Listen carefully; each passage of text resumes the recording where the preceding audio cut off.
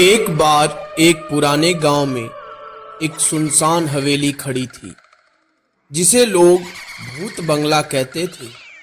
हवेली को लेकर गांव में कई कहानियां प्रचलित थी। कहते हैं कि हवेली में रात के समय अजीब अजीब आवाज आती थी और लोग रात को वहां जाने से डरते थे। एक दिन एक साहसी युवक ने हवेली में रात बिताने का फैसला किया। उसने वहां रात बिताने की योजना बनाई और हवेली के अंदर गया। हवेली बहुत पुरानी है और जर्जर थी।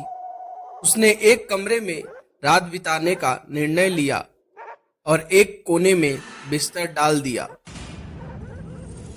रात को उसे अजीब अजीब आवाज सुनाई देने लगी। जैसे जैसे रात बढ़ी, आवाज और भी डरावनी होती गई, लेकिन युवक ने हिम्मत नहीं हारी और आवाज की ओर बढ़ता गया। वह एक पुराने चित्र के पास पहुंचा जिसमें एक महिला की तस्वीर थी। वह महिला की आंख उसे बहुत ध्यान से देख रही थी। जैसे ही युवक ने तस्वीर को ध्यान से देखा, अचानक कमरे में एक ठंडी हवा चलने लगी और वह महिला की आत्मा सामने आ गई। आत्मा ने कहा कि वह शांति की तलाश में थी और उसकी मृत्यु एक दुष्ट व्यक्ति द्वारा की गई थी जिसने उसे धोखा दिया था। युवक ने उसकी कहानी सुनी और तय किया कि वह गांव वालों को इस बारे में बताएगा और हवेली की इतिहास को उजागर करेगा।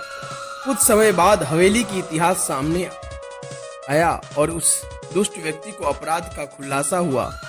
महिला की आत्मा को शांति मिली और हवेली से फिर अजीब आवाज आनी बंद हो गई।